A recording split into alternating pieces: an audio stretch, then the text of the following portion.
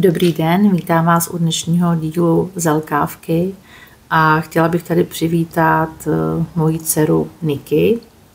A dnešní téma bude zelené potraviny, ječmen a chlorela a jak můžou ovlivnit naše těhotenství nebo přípravu na těhotenství.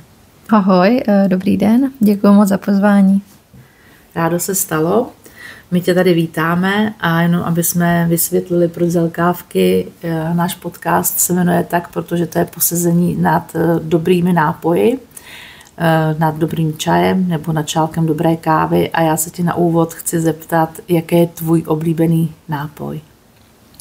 Tak, můj oblíbený nápoj samozřejmě je ranní káva, protože jsem milovníkem kávy, ale je to i mladý zelený ječmen, protože bez toho si neumím představit den, takže já začínám zeleným ječmenem a poté kávou. No tak to je fajn, tak to máme podobně nebo stejně, protože i já jsem milovníkem dobré kávy a ke kávičce si dávám také skleničku mladého zeleného ječmene.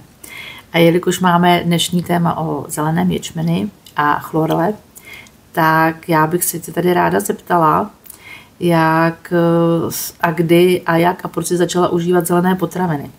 Tak, já jsem zelené potraviny, nebo takhle, se zelenými potravinami jsem se vlastně seznámila díky tobě, díky mamince, která mě k ním vlastně přivedla a seznámila mě s nimi. Ale byl to vlastně takový počátek, že mi představila ječmen a řekla mi, mohla bys ho pít, je to dobrý, je to plný vitamínů.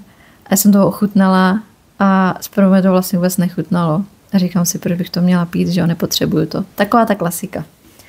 Ale pak přišly vlastně nějaký zdravotní problémy, se kterými jsem se potýkala. Tak nějak jsem se v tom motala strašně dlouho. A pak jsem si vlastně vzpomněla na to, že mi mamka nabízela ječmen.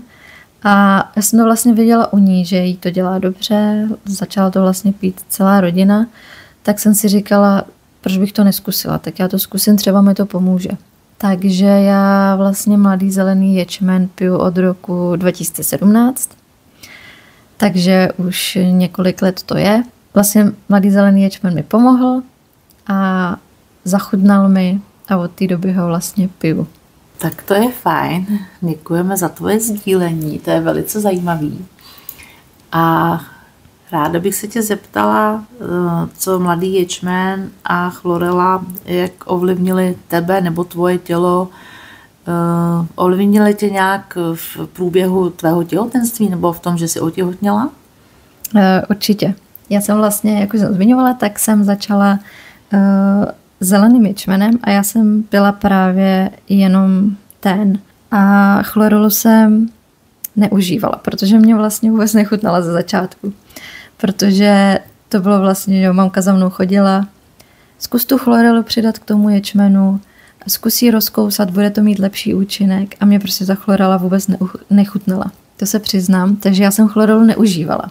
A pak vlastně přišla novinka v roce 2019, tuším, že to bylo, a byla to chlorela v prášku. Bylo to na podzim a mamka za mnou přišla a říká, hele, to se ti bude líbit, je novinka a je to chlorela v prášku. Třeba ti to bude chutnat víc. A já jsem z toho měla strašnou radost, protože já jsem si to vlastně začala přidávat do toho ječmene a já jsem si to míchala společně. Každý ráno jsem si dala vlastně ječmen, chlorelu a měla jsem to vlastně jako takový ranní nakopávač a strašně mi to chutnalo. A to bylo vlastně na podzim a já jsem za 4 měsíce zjistila, že jsem těhotná. Upřímně jako řeknu, že vlastně v tu dobu my jsme plánovali s přítelem bydlení, svatbu a děti jsme plánovali na později, tak jak to bývá. Že? Ale přišlo takovéhle překvapení, že jsem vlastně zjistila, že jsem těhotná.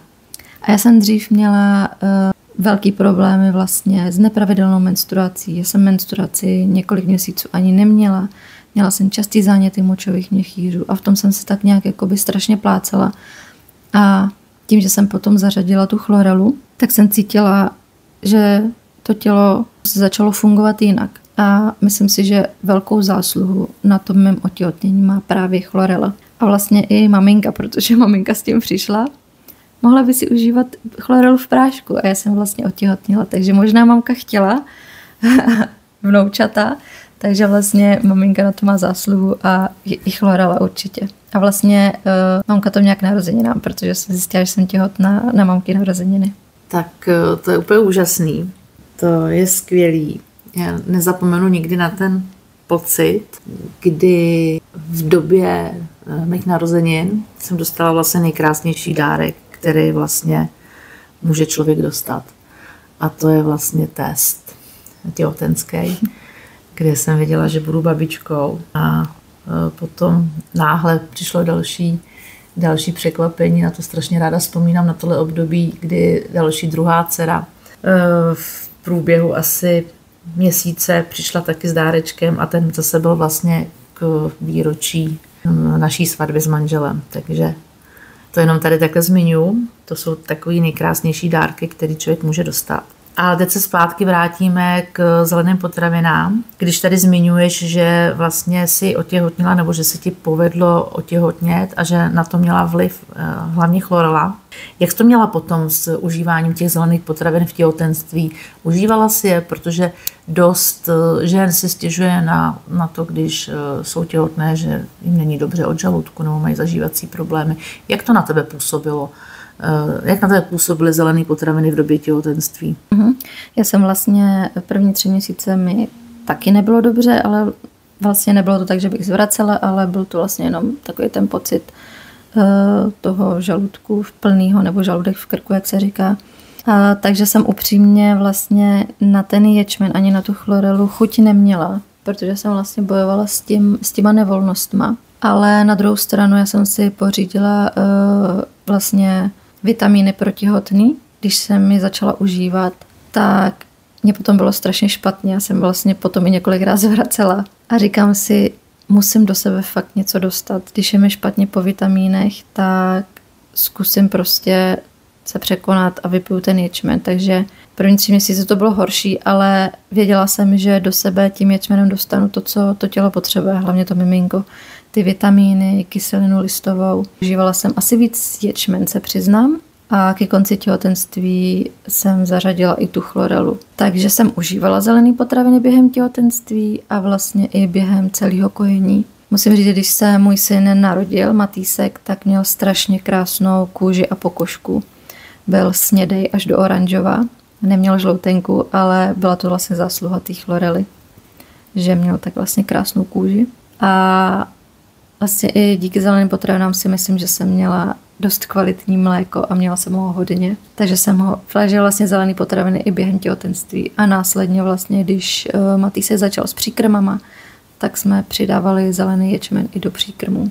To je úžasný, takže to se dá říct, že jsou to vlastně taková zelená miminka v uvozovkách. Je to neskutečný, že ty zelené potraviny dokážou takové věci a že to dělá vlastně dobře tomu tělu, jak v těhotenství, během kojení a zároveň teda mi to tak přijde, že když ty děti znají vlastně už z bříška, je to tak, tu chuť, chlorely a ječmene, že potom nemají problém s tím, když se to zařadí do příkrmů, tak nemají problém s tou chutí. Přesně tak, to musím vlastně říct, že Matýsek si, jak to znal z toho bříška, tak s tím neměl vůbec problém. Naopak mu to strašně chutnalo. Pak začal i s chlorelou. Ten na tom byl líp, jak já, tomu to nevadilo kousat, takže ten vlastně doteď chodí a dává si chlorely, kolik chce denně. Sám si vezme v mističce, sám už ji rozkouše. Vlastně už mu je 5, takže s tím problém nemá. A musím ještě podotknout, že vlastně za celou tu dobu měl antibiotika jednou v životě, když měl spálovou angínu. Jinak vlastně pozoruju to, že má opravdu skvělou imunitu a myslím si, že můžeme vděčit právě zeleným potravinám. Tak to je fajn, to je úžasný. Vlastně děti jsou vlastně takový naši malí učitelé, který nám tak ukazují, jak to mají vlastně intuitivně. Že vím, že Matýsek tu chlorelku má rád a že si vlastně nadávkuje sám, nebo vezme si, kolik potřebuje. A v tom je to určitě úžasný.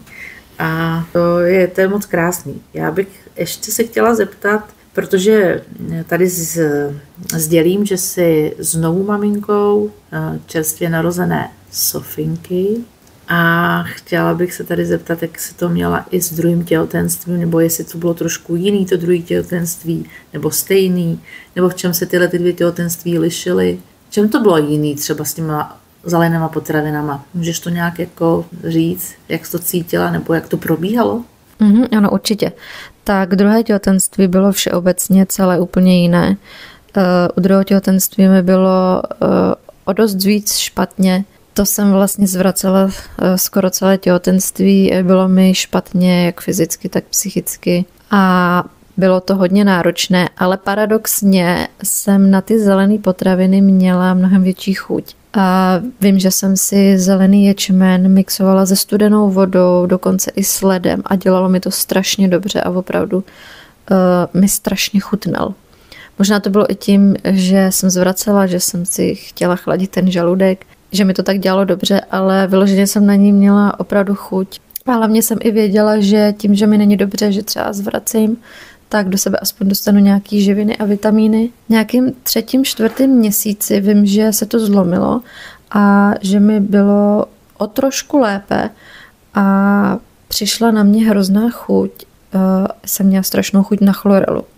Ale vyloženě ty chutě přicházely hlavně na večer a já jsem měla chuť tu chlorelu kousat, což je strašně zajímavý, protože jsem mluvila o tom, že mi chlorela nikdy nechutnala, abych ji kousala a já jsem měla šílenou chuť prostě na chlorelu. Já jsem šla a byla jsem schopná si nabrat 2 plný hrsti a rozkousat ji a prostě to moje tělo chtělo tu chuť a strašně mi chutnala.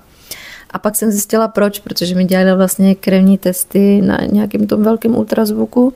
Teď si nepamatuju, který to byl. Tam mi vyšlo vlastně špatně železo a měla jsem anémii a pak jsem si to vlastně dala do souvislosti, protože mi chybělo železo, proto to moje tělo vlastně mělo chuť na chlorelu a mamka mi říká, hele, v té chlorele je prostě železo a to tvoje tělo, proto to tvoje tělo jí chce, tak zkus prostě navýšit ty dávky a dávej si prostě kolik budeš potřebovat, kolik to tělo bude chtít.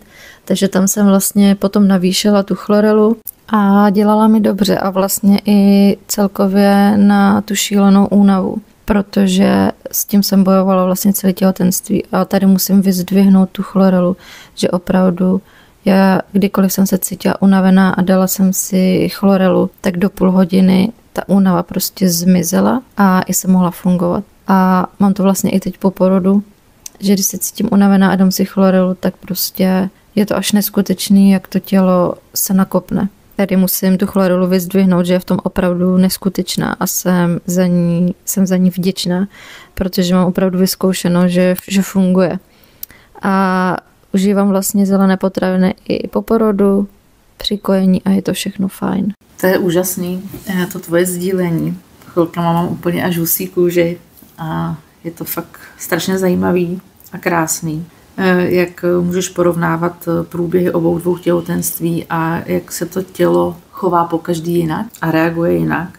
To je taky úžasný. Když máš takové krásné zkušenosti se zelenýma potravinama, tady jak jsme si povídali o ječmeni a o chlorele, řekni, co by si vzkázala by si něco ženám, dívkám, které plánují otěhotnět nebo které už jsou již těhotné, co by si jim vzkázala? Určitě, já bych všem ženám, dívkám chtěla vzkázat, aby se hlavně nebáli, aby poslouchali svoje tělo, protože tady je prostě i příklad u mě, že je vidět, co to tělo opravdu chtělo, že to tělo si řekne samo. A zelené potraviny vlastně jsou čistě přírodní, je to čistě přírodní produkt bez nějakých pojiv, aditiv, chemie a je to vlastně čistá, když řeknu, zelenina.